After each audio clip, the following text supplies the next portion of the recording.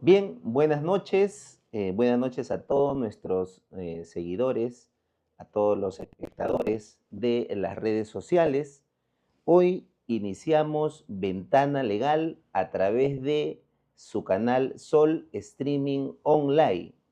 Se dirige para ustedes el abogado Robert Eugenio Lobato Centeno, quien en adelante encaminará todos los días martes a partir de las 7 de la noche vía el canal de Sol Streaming nuestro programa Ventana Legal. Hoy iniciando con un tema importante sobre alimentos. Pero antes de ello, quiero presentarme para que ustedes también conozcan quién es Robert Lobato. Y Robert Lobato es un abogado ya con más de 10 años de experiencia en la litigación. He caminado por diferentes instituciones, como es el Ministerio de Justicia, el Ministerio de la Mujer.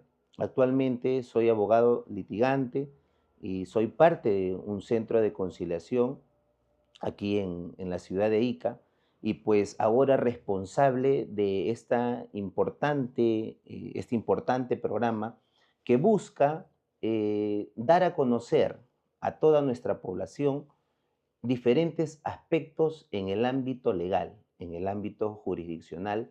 Tal es así que hoy también tenemos a un invitado de lujo. En ese sentido, entonces, ya saben todos ustedes quienes nos siguen a través de las redes sociales, porque estamos transmitiendo en las diferentes redes sociales, vamos a salir todos los martes a partir de las 7 de la noche en su programa Ventana Legal. Con lo dicho y lo expuesto, el día de hoy voy a dar la presentación a quien nos acompaña, como lo había referido. Nos acompaña el doctor Jimmy Henry Arquíñigo Araujo. Él es magistrado de la Corte Superior de Justicia de Ica, abogado egresado de la maestría de Derecho Constitucional y Gobernabilidad por la Universidad Privada San Juan Bautista. Ha caminado por diferentes órganos jurisdiccionales también como parte de su trayectoria profesional, y el día de hoy nos acompaña para hablar sobre un tema importante. A veces se ha hablado mucho de los alimentos, quizás ustedes habrán escuchado en diferentes medios de comunicación, pero siempre hay algunas dudas. Buenas noches, doctor Jimmy. Buenas noches, Robert. Bueno, agradecerte ante todo por la invitación y también al canal Sol Streaming Online por esta consideración, para servirte. Bien, entonces ya un poco entrando de lleno al programa, hablemos sobre el tema de los alimentos, doctor. Se habla mucho de que, o no sé si de repente todavía quedan ciertas dudas en la población, que cuando hablamos de alimentos, hablan propiamente de los alimentos literalmente, que el tema de salud es otra cosa, que el tema de educación es otra cosa. Y entonces, doctor, creo yo que es importante un poco aclarar ese panorama, ¿no? Para quienes nos ven a través de las redes sociales y a través de nuestro canal Sol Streaming Online. Doctor. Sí, efectivamente, se tiende a interpretar por los litigantes, por los usuarios, ¿no?, de la Administración de Justicia, se tiende a interpretar que los alimentos abarca únicamente la ingesta propia de alimentos, ¿no? Por eso se ve muchos usuarios, muchos litigantes que pretenden diferenciar, ¿no?, estos aspectos de los alimentos con la salud, con la educación, ¿no?, cuando en realidad todo ello abarca un todo, un concepto que tiene muchas aristas. El artículo 92 del Código de los Niños y Adolescentes establece una definición legal de lo que es en sí el derecho alimentario, ¿no? Esto es, el Código de los Niños y Adolescentes dice: el alimento abarca lo que es los alimentos propiamente dichos, abarca la salud, la educación, la recreación, ¿no? Abarca también el apoyo psicológico. Todos esos conceptos, todo eso cuando uno acciona ante un órgano jurisdiccional, en este caso el juzgado de paz letrado, que es el órgano el juez de alimentos, uno tiene que pedir esa pretensión invocando este derecho alimentario y estos conceptos. Y todo se va a circunscribir en un monto, ya sea en un monto fijo o en un porcentaje, ¿no? Queda claro entonces de que al momento de efectuar o de efectivizar la resolución en sentencia, los alimentos, si determina el órgano jurisdiccional a través del juez 400, 500, 600, ello enmarca salud, vestimenta, recreación, todo, doctor. No Exacto, hay de que exacto. una parte, no, que yo pensé solamente eso era alimentos. No, No, todo se enmarca. exactamente. Todo eso abarca el derecho alimentario y está representado en una suma económica que al finalmente va a ser fijado por el juzgado en una sentencia o de repente las partes concilian, ¿no? En una conciliación, en el marco de un proceso judicial. Qué interesante entonces para que nos quede claro y le quede claro a todos quienes nos ven a través de las redes sociales, porque es importante siempre aclarar las dudas que nosotros tengamos en esta perspectiva de los alimentos. Doctor, ¿los alimentos son irrenunciables? Sí, efectivamente, el derecho alimentario no prescribe, ¿no? Ujú. Sin embargo, lo que sí prescribe es las pensiones devengadas. A veces los operadores jurídicos tienen una idea un poco, digamos, distorsionada, ¿no? Porque existe pues un extravío conceptual, no diferencian lo que son las pensiones devengadas con lo que es el derecho alimentario. El derecho alimentario es inherente, ¿no? El derecho alimentario es la madre, ¿no? Y eso no prescribe, eso no caduca, ¿no? Lo que sí entra en un proceso de prescripción es las pensiones devengadas. ¿A qué me refiero? Para que me entiendan las personas que nos están Ujú. siguiendo en redes sociales, significa que cuando se fija una pensión de alimentos, ya sea por una sentencia judicial o una conciliación, cuando las partes acuerdan ante el órgano jurisdiccional fijar un monto, el proceso entra a una etapa de ejecución, ¿no?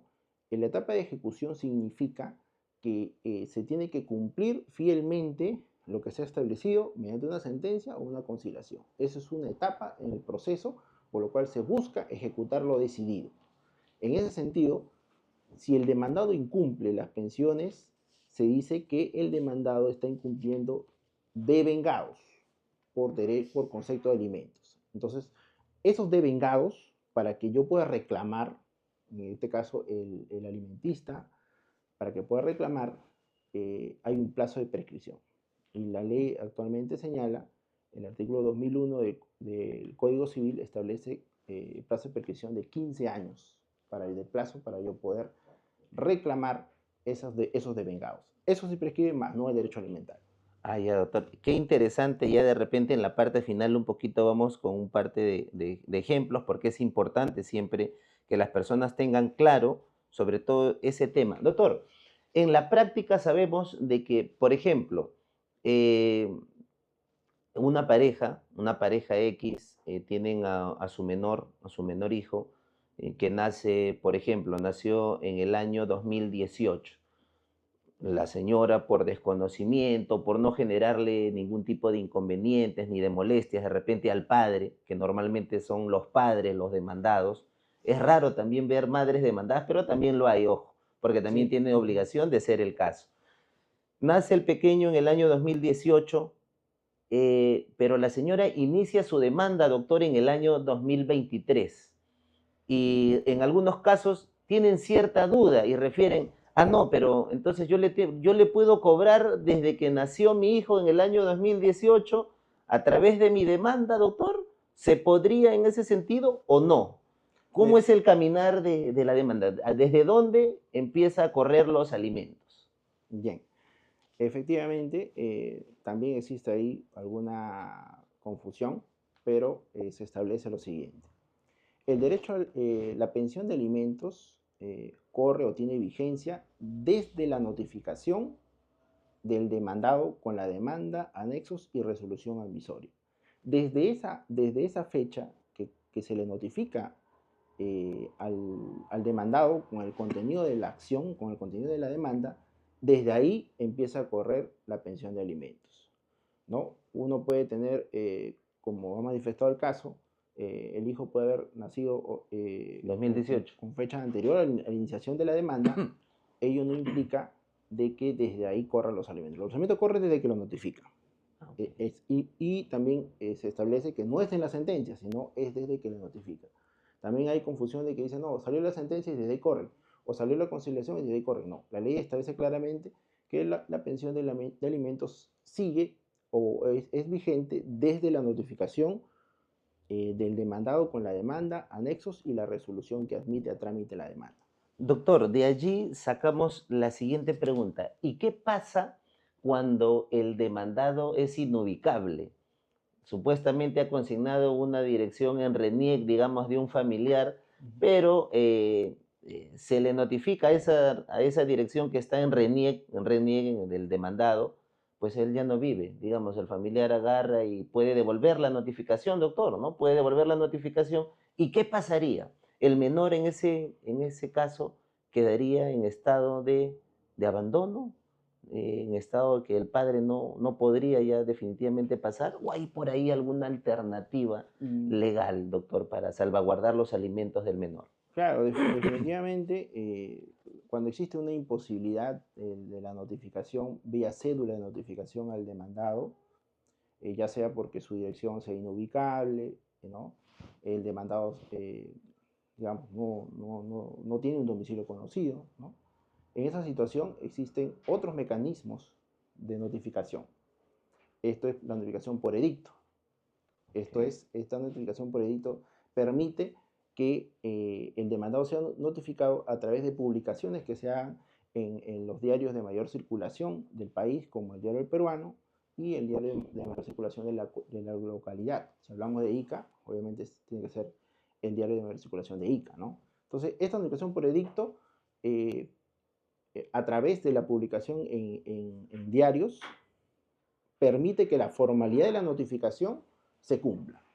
Permite que en estos casos de demandados donde no hay un domicilio donde se le pueda notificar, se pueda realizar. Ahora, a raíz de la virtualidad en los procesos judiciales, a raíz de lo que pasó con con el COVID-19, exactamente, el COVID-19, la pandemia, que trajo pues innovaciones, ¿no? Y que estas se han mantenido actualmente, sobre todo la virtualidad de las audiencias, ¿no? A raíz de eso, también se ha permitido la notificación por medio de mecanismos alternativos digitales, electrónicos. Por ejemplo, la notificación a través de WhatsApp, ¿no? Que permite también que se le notifique por ese medio al demandado como copia de la demanda, anexo y resolución amisoria, pero como una notificación adicional, ¿no? Porque siempre se va a buscar, en todo caso, que el demandado tenga un conocimiento a través de la notificación por cédula para empezar, ¿no? Y después entraría ese otro mecanismo como la notificación por edicto, y a la par, de manera adicional, si se conoce el número de WhatsApp del demandado, se puede notificar también por ese número. Bien, entonces, importante, le agradezco, doctor, esa aclaración porque hay muchos casos de personas que han abandonado sus procesos, no lo ubican, se esconde, cambia de lugar a otro y realmente a veces los demandados utilizan ciertas artimañas, unas argucias que están buscando simplemente evadir su responsabilidad finalmente para con sus hijos. Le agradecemos entonces, queda claro, déjenos sus comentarios en las redes sociales, a quienes nos siguen también, pueden escribirnos, hacer sus preguntas. Estamos con el doctor Jimmy Arquíñigo Araujo, él es magistrado de la Corte Superior de Justicia de Ica. Y hoy estamos hablando de los alimentos en el marco de los niños, niñas y adolescentes. Entonces queda claro para todos quienes nos ven en las redes sociales que su derecho a solicitar los alimentos no está, digamos, del todo ultimado, ¿no? Si es que por ahí los demandados o los presuntos demandados quieren evadir su responsabilidad alimenticia. Doctor, para yo demandar alimentos, la vía a recurrir es ante qué juez. A propósito de esto, ¿por qué, doctor? Porque vemos por lo menos en la jurisdicción de Ica, ¿no? En región Ica como tal, se viene ahora también esto eligiendo a los jueces de paz, ¿no? No sé si ellos también tienen accionar determinación jurisdiccional, a dónde la persona puede recurrir paralelamente a una vía conciliatoria, ¿no? Que también, si es que hay siempre, yo digo a veces también a las personas, a los usuarios, a quienes también nos llaman por los servicios profesionales, si se lleva adelante una adecuada conciliación, vamos a la vía conciliatoria. Pero si ya uno conoce pues a la otra parte y a veces la vía conciliatoria necesita un poco de presión, doctor. En ese sentido, ¿ante quién deben recurrir las personas? Bien, para ordenar un poco la pregunta que me estás haciendo, que es bastante compuesta, para poder explicarles a las personas que nos están mirando. eh, en principio, la Constitución señala, el artículo 139 de la Constitución señala que no existe otra jurisdicción aparte que no sea la del jurisdiccional, la jurisdicción del juez, ¿no? Salvo la del fuero castrense, ¿no? Y el fuero arbitral. Pero también existen otros mecanismos adicionales que no tienen el carácter de jurisdiccional, porque no participa un juez, pero sí son mecanismos alternativos. Uno es la que acaba de mencionar usted, que es la vía conciliatoria extrajudicial, ¿no? Que es una vía donde uno recurre ante un centro de conciliación extrajudicial con la guía, ¿no?, de un tercero que medie en el conflicto, puedan llegar a un acuerdo conciliatorio y poder establecer un acta, un acuerdo total respecto, en este caso, de los alimentos. Ahora, el juez, si nos vamos a la vía judicial, si la persona opta por ir a la vía judicial, tiene que demandar ante el juez de alimentos. ¿Y quién es el juez de alimentos? El juez de paz letrado, ¿ya? El juez de paz letrado es el juez que, por la ley orgánica del Poder Judicial, es el juez competente para conocer los procesos de alimentos. Ahora, en derecho procesal existen conceptos sobre lo que es la jurisdicción y lo que es la competencia. Muchos de los colegas que nos están siguiendo saben de esta diferencia, ¿no? Todos los jueces tenemos jurisdicción. Por ser jueces tenemos esa condición de poder administrar justicia. Pero no todos los jueces tenemos la misma competencia. Esto es, no todos los jueces podemos administrar justicia en todas partes. Tenemos que hacerlo en una zona determinada y que está establecida por las reglas de competencia. Una de las más importantes es la competencia territorial. Por ejemplo, ¿no?, el demandante domicilia en Ica, ¿no?, y el demandado domicilia en Pisco, ¿no? El código ha establecido una competencia general y una competencia facultativa para yo poder accionar. ¿En qué sentido? La competencia general, el artículo 14 del Código Procesal Civil señala: el juez que conoce el proceso es el juez del domicilio del demandado, ¿no? Esa es como regla general. Pero el artículo 24, numeral 3 del mismo cuerpo normativo establece como competencia facultativa que de manera adicional a la competencia del juez del domicilio del demandado, también pueda demandarse, en el caso de alimentos, ante el juez del domicilio del demandante. En cristiano, en otras palabras, en un proceso de alimentos yo puedo demandar tanto ante el juez del domicilio del demandado como ante el juez del domicilio del demandante, a elección de este último, ¿no? O sea, ¿qué es lo que hace el demandante? Opta por demandar ante su juez de su competencia por economía, ¿no? Si la demandante vive en Ica y el demandado vive en Tacna, obviamente no va a elegir demandar en Tacna, va a elegir demandar en Ica por un tema de economía, en costos y tiempo, ¿no? Entonces, eso es lo que establece la regla de competencia, ¿ya? Y el tema de los jueces de paz, que son una justicia de paz que también tiene su propia ley, ellos también ejercen justicia dentro de su comunidad y también pueden resolver casos de alimentos, estableciéndose también que ellos emiten sentencia en el caso de las comunidades de la zona donde ellos ejercen también su jurisdicción, como en la condición de jueces. Ok, entonces queda claro esto también porque en muchos casos, a veces el tema de la competencia es interesante porque las personas, cuando se les hace el difícil acceso de poder llegar a las zonas donde vive el demandado, imagínense, ¿no? Entonces la ley por ahí establece esa excepción en el caso de los alimentos nada más, doctor. Sí, en el caso de los alimentos se establece esa competencia facultativa para poder demandar también ante el juez del domicilio del demandante. Solo en Doctor, el caso y en el caso, normalmente, a veces hay procesos o demandados que viven en el exterior. Igual yo lo demando aquí, la persona puede demandar en ICA y lo notifican en el país donde se encuentre. por supuesto, claro. O sea, el hecho, la competencia que estoy hablando es para que el juez conozca del proceso. O sea, ¿qué juez va a conocer? Mm, obviamente, si el demandado domicila en extranjero, se tiene que notificar allá. Una cosa es la notificación al demandado y otra cosa es ante qué juez yo voy a presentarlo. Obviamente yo lo presento ante el juez de mi domicilio, porque obviamente es el juez del nacional, el juez del país, ¿no? Y eso no enerva la notificación del demandado que tiene que hacerse en el extranjero a través del consulado, ¿no? Ok. Bien, entonces queda claro de que las personas que quieran demandar alimentos lo pueden hacer a elección propia, donde se les sea más fácil, lógicamente. Si yo vivo en Ica, tengo que iniciar mi demanda en Ica. Ahora, Hola, hola, también hola. dentro hablando de la provincia de Ica, doctor, también hay competencias, porque en el caso de Ica, Ica provincia tiene aquí la sede central y tiene el módulo de justicia de Parcona, Exactamente. ¿no? No es porque viva en Ica, yo soy de la provincia, vengo y demando. ¿Qué pasaría, doctor, si una persona que vive en la Tinguiña viene y demanda al órgano de paz letrado de Ica?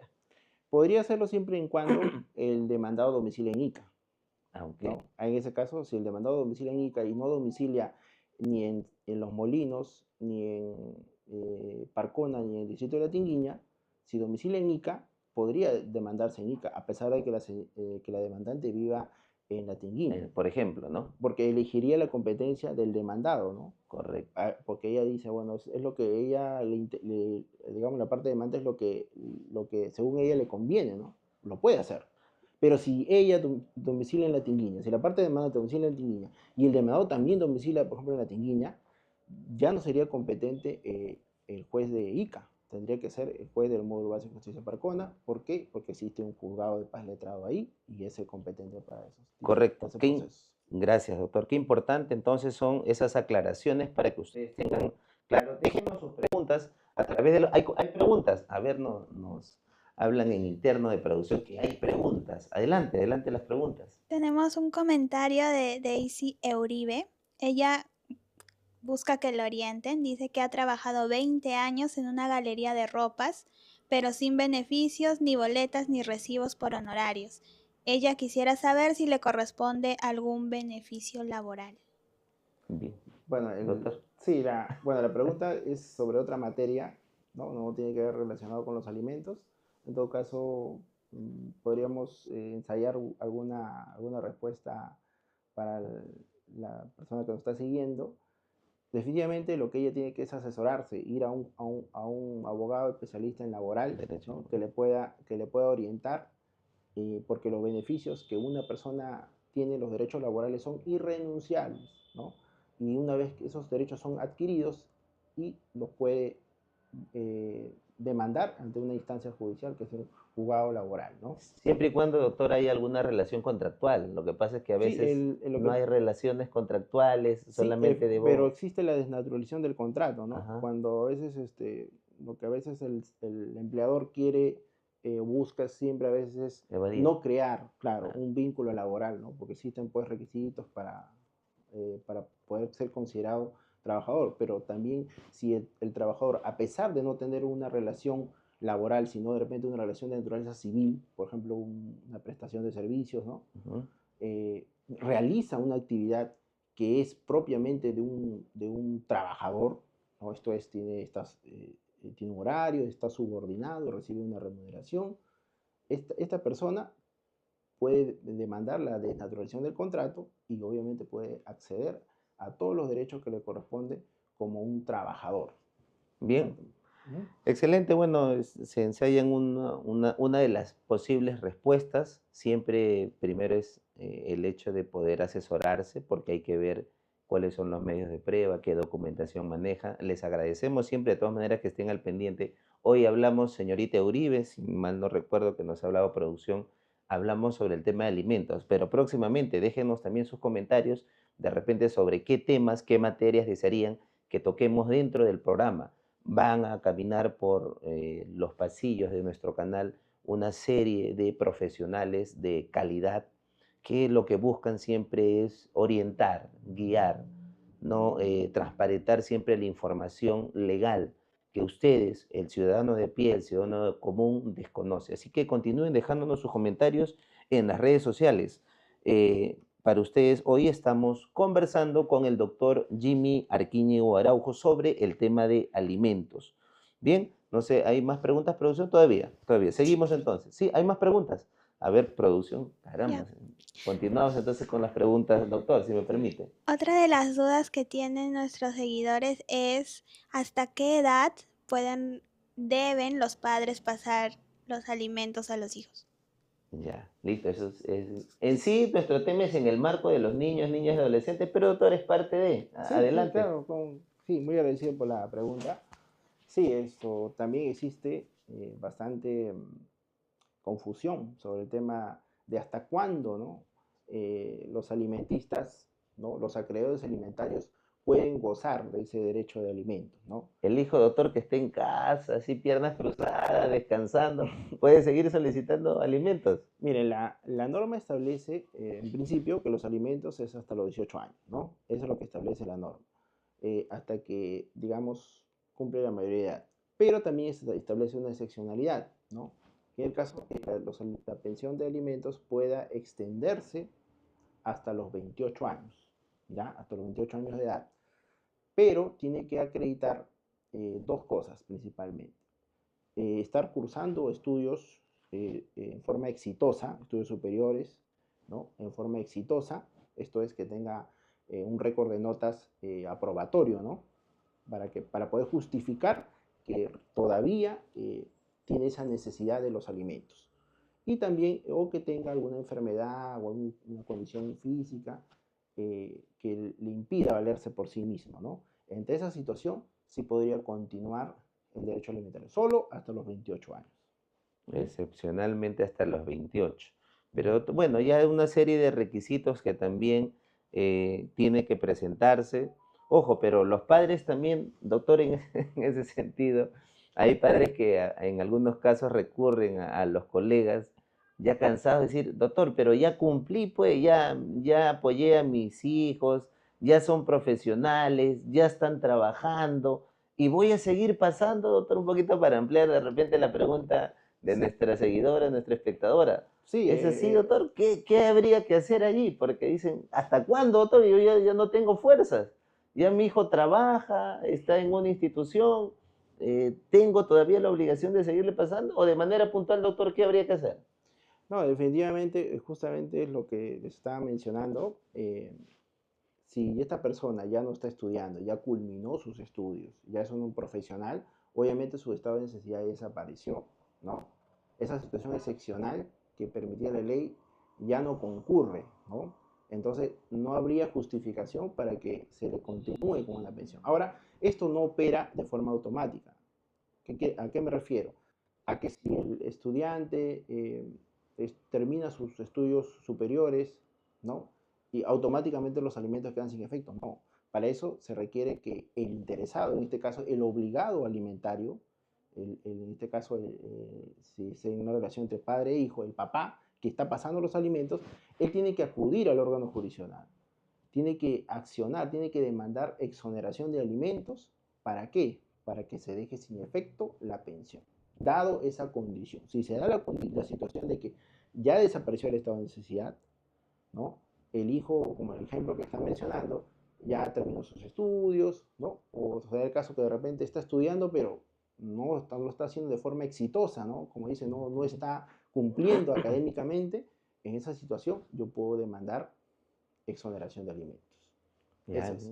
tienen que demandarlo, porque si no, el hijo puede solicitar hasta Sí, que tenga los 28 años. Así esté, sí, o así sea, esté trabajando, doctor, ¿no? claro, no, los alimentos no ceden de pleno derecho, sino tiene uno que accionar, tiene que demandar. A Ujú. solicitud de parte, efectivamente. Bien, queda claro entonces para nuestros seguidores, los espectadores de nuestro canal Sol Streaming Online. Doctor, hay un tema también interesante de saber hasta cuánto puedo pedir yo a propósito, en el caso de las demandantes, no, a veces hemos visto en los medios de comunicación también de que se piden sumas exorbitantes, Ujú. hablando de un personaje también público, dijeron que ya, un tema de valor de la verdad, que ya se gastó el dinero, que no le alcanza para el tema de la pensión de alimentos. Por ejemplo, yo puedo pedir el monto que quiera en el caso que fuera la demandante al demandado, o hay un análisis por parte del órgano jurisdiccional al momento de emitir la resolución pertinente. Sí, muy buena pregunta.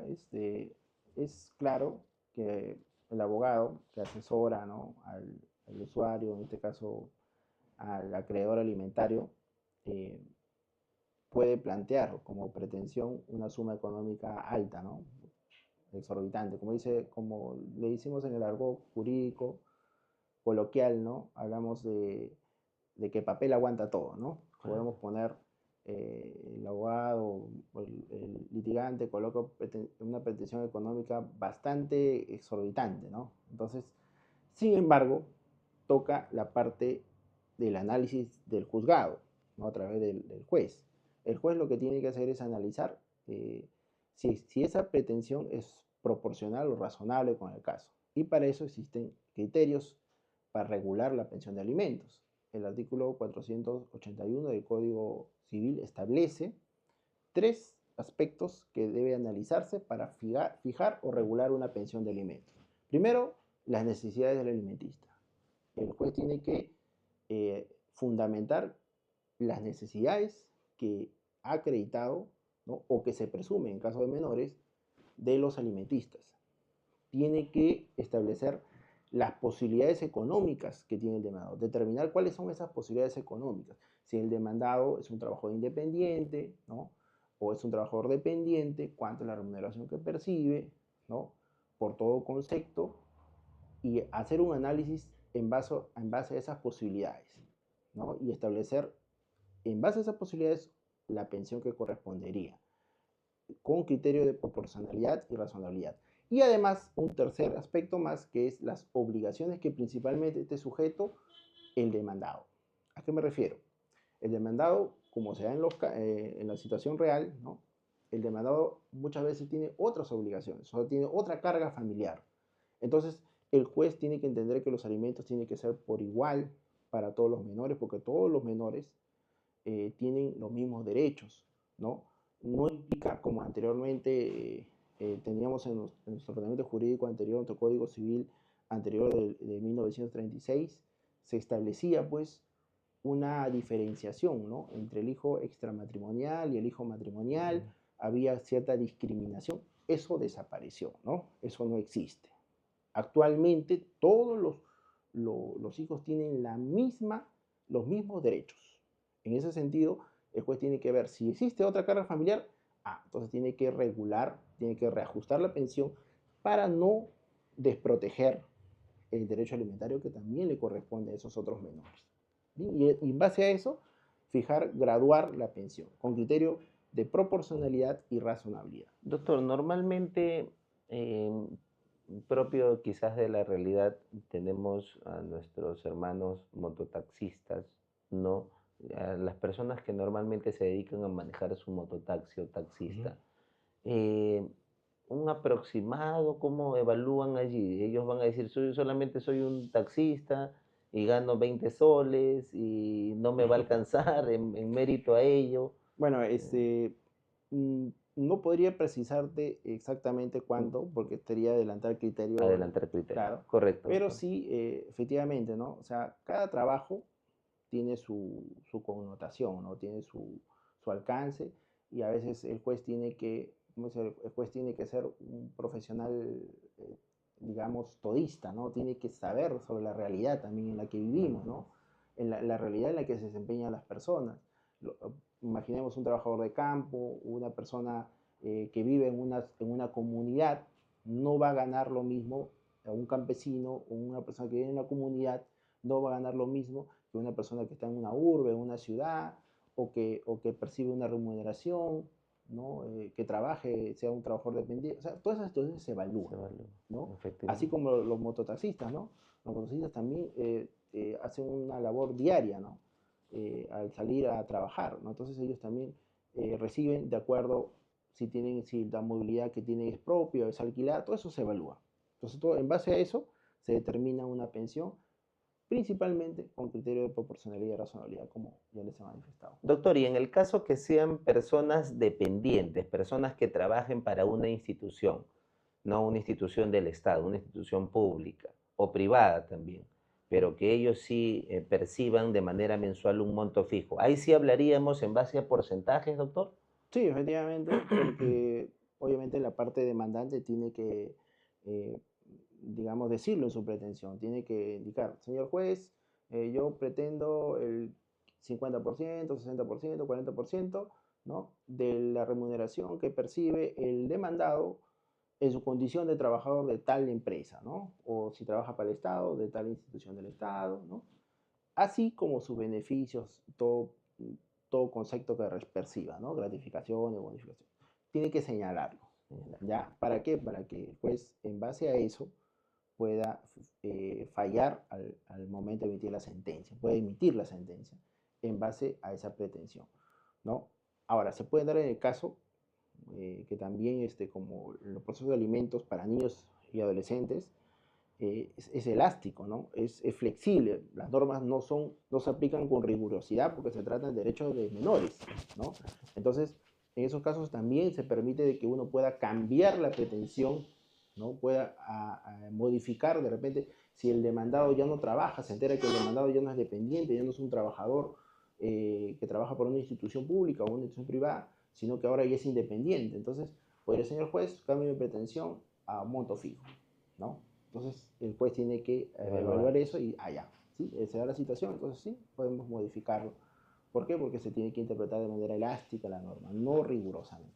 La necesidad del alimentista y la posibilidad del demandado son temas y que las obligaciones. y las obligaciones que tienen, efectivamente. Doctor, y en el caso de que también se pueden suceder casos de que digan, pero yo no trabajo, no tengo ingresos, ¿qué le voy a pasar? Sí o sí, el padre de un menor tiene que pasar, doctor, eso sí no hay ni vuelta que darle, Sí, ¿no? definitivamente. Porque hay a veces hijitos de mamá también, o hijitas de papá que dicen, no, pero no trabajo, yo solamente vivo de mi día a día, no tengo de qué pasarte, pruébame. ¿Qué le vas a probar? Ahí entra también un análisis, ¿no? También por parte del órgano jurisdiccional, que sí o sí, ese caballero tiene la obligación de pasarle a sus hijos, doctor. Sí, efectivamente, cuando no se tiene certeza sobre las posibilidades económicas del demandado, porque a veces hay una inercia del demandante para probar, para señalar dónde trabaja, porque obviamente las situaciones son particulares de cada quien, ¿no? A veces no tiene conocimiento ni dónde está el demandado, ni qué trabaja, entonces no por eso no voy a demandar, o sea, sí puede demandar. Es más, no está obligado a señalar si el demandado trabaja en tal lugar, ¿no? En esa situación, el juez ahí fija una pensión en base al sueldo mínimo vital. El sueldo mínimo vital es un margen para que yo pueda fijar una pensión. ¿Por qué? Porque se entiende que en todo el territorio nacional nadie puede ganar menos que el sueldo mínimo vital fijado por el gobierno, ¿no? Entonces, en ese caso, en base a eso se fija una pensión. Ya sabemos que también la pensión se fija hasta el 60% de los ingresos que perciba, ¿no? El demandado, ¿no? Es el margen límite para yo poder fijar alimentos. Hasta el 60% yo puedo afectar, ¿no? Y el 40% que resta se entiende que es para la supervivencia de cada quien, ¿no? Porque también todos tenemos derecho a la vida, ¿no? Todos tenemos derecho a la salud, ¿no? Y por ende ese 40% es lo que le queda a esa persona para poder subsistir. Subsistir en el día a día. Así Bien, es. doctor, gracias. Nos informa producción, ¿hay preguntas? Sí, hay preguntas. Gracias por sus preguntas. Adelante, sí. Aleli López, ¿es constitucionalmente válido fijar una pensión alimentaria en función de la presunción de ingresos del obligado, aún sin prueba directa de su capacidad económica? ¿Y qué límites debe observar el juez para no vulnerar el derecho de defensa del demandado? Un comentario bastante Sí, complejo. a ver, efectivamente, eh, durante el desarrollo que establece el máximo intérprete de la Constitución, que es el Tribunal Constitucional, ha establecido lineamientos para poder establecer y poder determinar las posibilidades económicas del demandado. Y el juez tiene que ser muy cuidadoso para no, basado en presunciones o basado en apreciaciones particulares propias del juez, porque a veces, lo digo por la práctica que nosotros llevamos en el campo jurisdiccional, nos acosa el deseo de poder eh, juzgar a la persona hasta por su cara, ¿no? Decimos, oye, Sí, este obligado, no, es un sinvergüenza, qué sé yo, ¿no? Entonces, son uno en su mente, ¿no? Empieza a pensar sobre el demandado. Pero eso nosotros no podemos etiquetar a los demandados por eso. Tenemos que establecer parámetros claros. Si hay prueba dentro del expediente, porque todo lo que está en el expediente existe y todo lo que está fuera no existe, debemos basarnos en la prueba que se ha establecido, ¿no? Si no hubiera medios probatorios tendientes a acreditar las posibilidades económicas del demandado, ahí viene el tema del sueldo mínimo vital, ¿no? En base al sueldo mínimo vital, yo fijo una pensión hasta el 60% como límite, ¿no? No quiere decir que lo voy a poner el 60% como pensión como límite, no quiere decir eso. Yo tengo ese margen del 60% para poder fijar, con criterio de proporcionalidad y razonabilidad, fijar una pensión cuando no existe una prueba eh, tendiente a acreditar las posibilidades económicas del demandado, ¿ya? Ahora, la segunda pregunta fue sobre, ¿recuerdo cuál? Una pregunta. ha sido una pregunta bastante compleja, doctor. Sí, era no, una pregunta compuesta. La segunda pregunta, a ver si A ver si producción... producción, a ver, en breve para culminar la segunda parte, a ver si producción nos ayuda con la segunda parte de esa pregunta. Mientras tanto, doctor, continuamos, bueno, como parte de la dinámica de esta entrevista, ¿no? El que lo que busca siempre es un poco que esos aspectos que ustedes, nuestros seguidores y espectadores tenían duda, justamente las puedan aquí aclarar, ¿no? Hablando siempre con los especialistas dentro de los diferentes procesos. A propósito de ello, también los invitamos a que nos dejen sus comentarios y también de repente algunos temas que ustedes quisieran que toquemos. En adelante, Ventana Legal saldrá todos los martes a partir de las 7 de la noche, así como hoy. Ya casi entrando a la parte final de nuestra entrevista, qué rápido se ha pasado la hora, doctor, que parecía que teníamos mucho más tiempo, pero bueno, vamos avanzando como parte de lo que el día de hoy tenemos que conversar. Doctor, el tema del tiempo que pueda durar un proceso de alimentos. Hay muchas personas que dicen, yo he iniciado mi proceso de alimentos, no sé, hace 1 o 2 meses y hasta ahora no sale nada. ¿Cuál es la problemática ahí, doctor, cuando cualquier ciudadano de a pie de repente busca el apoyo de algún colega, inicia su proceso de alimentos? ¿Hasta cuándo puede esperar o hasta cuándo debe esperar para que tenga una sentencia? Y para culminar para completar esa pregunta, ¿qué pasaría si dentro de la determinación del proceso, cuando se cita audiencia, las partes no llegan a la audiencia? Porque se cansaron, doctor. Se cansaron, se citó audiencia, estamos mayo, se citó audiencia para diciembre, ¿no? Por decirlo así, y ya no se presentan. ¿Qué pasaría en esos dos momentos? Bien, vamos por partes para que puedan entender los seguidores. A ver, en principio no hay un plazo, digamos, de inicio y fin de un proceso, digamos, exacto, ¿no? Pero sin embargo, sí existen plazos procesales de un acto a otro determinado acto. Por ejemplo, ¿no? Por economía y seguridad procesal, la ley ha establecido que en el mismo auto emisorio de la demanda se señale fecha para la audiencia. Eso ya es una práctica que busca economizar los actos procesales. ¿Qué ha mejorado, doctor? ¿Ha Por mejorado en el supuesto. tiempo? Porque antes no era así. Sí, ahora es establecido eso, que en el auto emisorio se señale también la audiencia, ¿no? Entonces, el juez, según la ley, el, el artículo 31, la ley 316, no, la ley 31464 ha establecido con esta innovación de que la audiencia se tiene que señalar dentro de 10 días, ¿ya? Pero nosotros sabemos que en la práctica jurisdiccional la excesiva carga procesal del juzgado es algo que no se puede desconocer, ¿no? Hay juzgados, principalmente juzgados de las grandes urbes como Ica, ¿no? Ciudades, provincia, capital de departamento como Ica, ¿no? Como Pisco, también una provincia bastante numerosa, con habitantes bastante numerosos. Entonces ahí se establece pues que existe una excesiva carga procesal y no se cumple esa regla de los 10 días, ¿no? Se relativiza. Entonces entra ya lo que es el plazo razonable para yo poder programar una audiencia. También tiene que ver la programación de la audiencia con el domicilio del demandado. Si el demandado domicilia, imaginemos, no es lo mismo que domicilie dentro del cercado de Ica a que domicilie, por ejemplo, en otra provincia, ¿no? En otro departamento. En ese caso, para que llegue la notificación del demandado que domicilia fuera del casco urbano de Ica, va a tomar su tiempo, porque eso va a ir de central de notificaciones de Ica, va a ir a la central de notificaciones ya sea de Lima, de Tumbes, ¿no? De diferentes partes del Perú, donde vive el demandado, y obviamente eso va a tomar un tiempo. Entonces el juez tiene que evaluar eso y no puede programar una audiencia de aquí 20 días, ¿no? ¿Por qué? Porque no llegaría la notificación para poder llevar la audiencia. ¿Y qué conllevaría? Que se frustre la audiencia. Entonces eso sería perjudicial para la parte. Entonces siempre se programa con una distancia considerable, ¿no? Para poder garantizar de que el demandado esté notificado y, aparte que esté notificado, tenga el plazo de 5 días para que pueda contestar. Y llegado a la audiencia, ya haya transcurrido el plazo, el demandado haya contestado o no haya contestado, pero ya se haya garantizado su derecho de defensa y pueda instalarse la audiencia válidamente.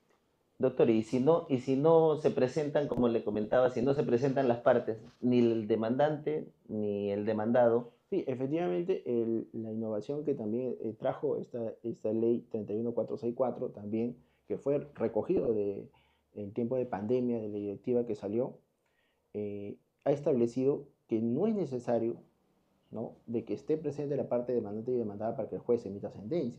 Okay. Si existen las pruebas documental, la prueba existe en el proceso, el juez puede dictar así no concurra ninguna de las partes. Correcto. Garantizándose de esa manera que la pensión se establezca, ¿no? Que no se descuide en fijar una pensión para este caso, para el menor, ¿no?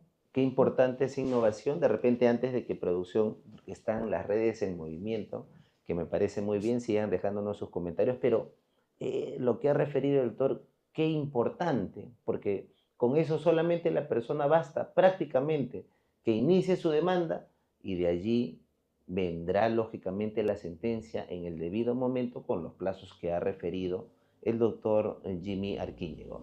Sí, producción, adelante, siguen las preguntas. Sí, nos comentan, doctor, supongamos que la madre, o sea, la demandante, demanda al padre, pero este es discapacitado, por ejemplo, que se encuentre en silla de ruedas. ¿Cómo sería en ese caso? ¿Se fijaría una pensión? Si la demandada es discapacitada. No, el El demandado. demandado. Si el demandado es discapacitado. Sí, bueno, ahí el juez tiene que establecer una pensión no de la igual manera que lo establecería con una persona que está en sus capacidades. Ahora, la discapacidad tiene que estar acreditada, ¿no? Se dan muchos casos que a veces personas que tienen enfermedades, distintas enfermedades, ¿no? Que no son, que no limitan o que no restringen que la persona pueda laborar. Una persona puede tener un montón de enfermedades, pero si esa enfermedad, por un certificado médico, no se establece que esa enfermedad le impide desempeñarse, no podría ser considerado como una discapacidad. No podría ser considerado, ¿no? En este caso, sí se le fija una pensión, pero obviamente se gradúa, ¿no? Se gradúa, se toma en cuenta, porque tampoco es una persona sana, ¿no? Entonces se gradúa, ¿no? Se gradúa, y para eso es importante, hay un margen de discrecionalidad que tenemos los magistrados para poder establecer. Ese margen debe ser correctamente usado. No debe ser abusado, sino debe ser correctamente usado por el magistrado para fijar una pensión. Y también existe otra garantía. Si el magistrado, el juez de alimentos, fija una pensión y la parte demandante o demandada no está de acuerdo con el monto, existe la doble instancia, ¿no? Existe la pluralidad de instancias como un derecho constitucional a que yo pueda recurrir a esa resolución que me causa agravio, ¿no? ¿Para qué? Para que con mayor estudio el superior en grado corrija, ¿no? Revoque, ¿no? O declare nulo si en caso ha habido un vicio en la tramitación o el propio en la sentencia para que se emita una nueva, ¿no? Entonces, está garantizado, la norma procesal garantiza al litigante para poder obtener una sentencia arreglada de derecho. Bien, sí, qué importante, porque efectivamente en ese caso, pues, doctor, imagínese que la persona discapacitada que entiende el demandado diría, no, como ya tengo cierta discapacidad, no puedo caminar, estoy en silla de ruedas, ya no voy a pasar alimentos. O sea, no es que se salva, No, definitivamente. Queda ya a criterio y a discrecionalidad del órgano jurisdiccional a través del juzgador, ¿no? Finalmente la resolución que emita sentencia. Pero sí va a tener que pasar, pues, porque si no diríamos criollamente, ¿y cómo puedo tener el hijo? claro, bueno, eso es, me imagino que es un evento posterior, de repente el que se da Probablemente. la discapacidad, ¿no? Pero como le digo, no es que no se fije una pensión, sí se fija, pero tiene que tomarse en consideración esa discapacidad. No va a ser un monto elevado, ¿no? Tiene que ser algo mínimo, ¿no? Sin desmerecer, pues, las necesidades del alimentista, pero también asumiendo la situación del demandado, su condición en la cual está limitado, restringido para poder. Doctor, Igual como sucede, disculpando que te corte, igual como sucede como el que se encuentra privado de libertad. A veces el que se encuentra privado de libertad, el obligado alimentario está privado de libertad y muchas veces dice, bueno, está en la cárcel y ya no puede trabajar. No es tan correcto y exacto, ¿no? Porque dentro del penal también realizan actividades que les puede generar ingresos. Claro, más restringido, porque no es lo mismo que una persona estando fuera, estando gozando de su libertad, que puede realizar una actividad laboral, no es lo mismo, ¿no? Pero de todas maneras tiene que pasar una pensión. doctor, dos preguntas ya para ir terminando, dos preguntas finales a propósito de lo que usted ha referido. En efecto, ¿no? Han habido casos en donde las personas hacen referencia a que el demandado se descuidó, encaminaron todo el proceso de alimentos, liquidaron las pensiones, remitieron copias al Ministerio Público, hubo la sentencia en donde se ordena el internamiento, ¿no? Por no haber cumplido las pensiones de alimentos. Digamos, esa sentencia que determinó que la persona, como no cumplió los alimentos, se vaya internado a un penal, eh, inició en el año 2020, doctor. Fue internado porque no pudo pagar las pensiones de alimentos hasta el año 2020. 2 años normalmente, ¿no? En prisión. En ese sentido, doctor, una vez que ya se ha colocado a la persona en un establecimiento penitenciario, el monto fijado, por ejemplo, que haya sido de 500 soles mensuales, ya en un establecimiento penitenciario ya no va a poder pagar, ya no pagaría, el demandado tiene algún derecho para no en su momento presentarlo al Poder Judicial y el órgano jurisdiccional deje sin efecto los pagos por lo menos mientras él está recluido en un penal. Mira, el derecho alimentario no hay cosa juzgada. O sea, en la pensión de alimentos no hay cosa juzgada. ¿Qué significa esto? Que no hay nada estático, ¿no? La pensión de alimentos pueden experimentar un reajuste, tanto en un incremento, si se incrementan las necesidades, si se incrementan las posibilidades económicas del demandado, se puede pedir aumento de la pensión. Así lo establece la norma, ¿no? No lo digo yo, sino lo establece la norma. Correcto. También puede experimentar un reajuste hacia abajo, esto es, puede experimentar una reducción, si se acredita una reducción de las necesidades y una reducción de las posibilidades económicas del demandado. Si se da esas condiciones, se puede experimentar un reajuste hacia abajo. Pero para que esto se dé, es necesario que todos sepan de que tiene que ser el ejercicio del derecho de acción. Esto es demandar. Este reajuste no es que se da de forma automática, ¿no? salvo en los casos que se fija una pensión en porcentaje, ¿no? Ahí sí el reajuste sí es automático, no es necesario demandar, ¿no? Por ejemplo, si el demandado trabajaba en una empresa, ganaba 2.000 soles, 3.000 soles, ¿no? Y le fijaron un porcentaje de 30%, ¿no? El monto que equivale a ese 30% no va a ser el mismo que cuando gane de repente 1.000 soles, perdón, o 1.500 soles, ¿no? Ese 30% de 1.500 soles nunca va a ser igual a un 30% de 2.000, 3.000 soles, ¿no? Por eso es que se produce el reajuste de manera automática y no es necesario demandar. ¿Cuándo es el porcentaje? Pero cuando es en monto fijo, ahí sí. Yo para poder reajustar, si en caso se dan esas condiciones, yo tengo que accionar, tengo que demandar, tengo que decir, señor juez, se da esta situación, las necesidades han disminuido, las posibilidades económicas mías también han disminuido porque estoy recluido en un centro penitenciario, qué sé yo, cuál es el argumento que puedan presentar al juzgado y ahí el juez evaluará si realmente se produce esa situación y si realmente se debe reducir la pensión. O sea, lo que finalmente quedará es que si en el caso que los demandados salgan sentenciados, de inmediato su proceso de reducción de alimentos, doctor, por lo menos para salvaguardar que no se le junte, porque de no ser así, los alimentos continúan sumando y de ahí termina y solicita una liquidación, ¿no? Sí, eso depende mucho de la asesoría del abogado, pues importante, profesional del derecho, quien reconduzca a su patrocinado y le dé las distintas opciones que existe y que franquea la ley, que no son creados por mí ni por usted, sino está establecido en la norma y es el operador jurídico, que es el abogado, es el que tiene que utilizar, ¿no?, los mecanismos legales para poder accionar, ¿no?, demandar o poder hacer valer el derecho reclamado por su patrocinado. Bien, doctor, creo que ha sido una conversación, una entrevista bastante dinámica. Han habido muchas intervenciones. Yo quiero irle agradeciendo realmente por su participación, su presencia. Creo que se han esclarecido muchas interrogantes de quienes nos han seguido a través de las redes sociales, las diferentes redes sociales de nuestro canal Sol Streaming Online.